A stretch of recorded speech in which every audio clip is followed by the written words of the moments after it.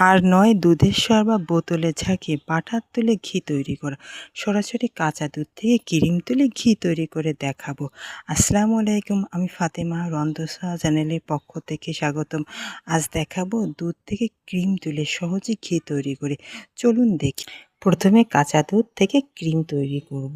একটা বক্সে কাঁচা দুধ রেখে দেবেন ডিপ ফ্রিজে ভালোভাবে বরফ হওয়া পর্যন্ত।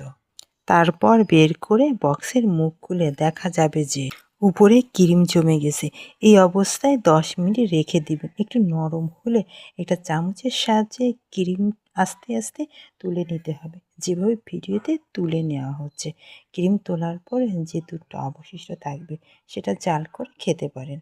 স্বাদের কোনো পরিবর্তন হবে না, কারণ ঘরোয়া পদ্ধতিতে ক্রিম তুললে পরিপূর্ণ ক্রিম তোলা যায় না। কাঁচা দুধ থেকে যে ক্রিম তৈরি করা হয় সেটা দিয়ে ঘি তৈরি করলে ঘ্রাণ যেমন স্বাদও তেমন হয় অন্য ঘির তুলনায়। এই ক্রিম দিয়ে ঘি তৈরি করে দেখাবো আজ। একটি কড়াইতে জমিয়ে রাখা ক্রিমগুলো এক এক করে ঢেলে দেবো। আর এই পর্যায়ে চুলার জাল হাই হিটে রাখতে হবে। চুলার জাল হতে থাকবে আর ক্রিম গলা শুরু করবে, আর এটা ঠিক তরল দুধের মতো দেখাবে।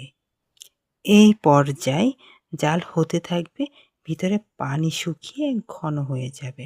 আর এই সময় সতর্কতা অবলম্বন করতে হবে যাতে তলায় লেগে না যায়।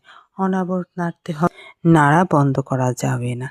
নাড়তে নাড়তে দেখা যাবে যে এই ঘনত্ব শুকিয়ে আস্তে আস্তে ঘি ছাড়া শুরু করছে। আর এই পর্যায়ে চুলার জাল লোতে রাখতে হবে, না হলে তাপে ঘি শুকিয়ে যাবে আর নাড়তে নাড়তে সম্পূর্ণ ঘি ছেড়ে যাবে। আর এরপরে দেখা যাবে যে আস্তে আস্তে কালার ছাড়ছে।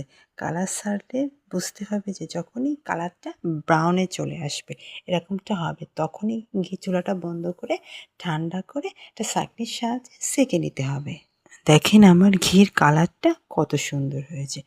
ঘি ছাঁকার পর এর অবশিষ্ট অংশটা ফেলে দেবে না, এটা দিয়ে মিষ্টি বানিয়ে খেতে পারেন। দেখেন একদিন পরে দেখিয়ে দিচ্ছি আমার ঘির জমে দানা পড়ে গেছে।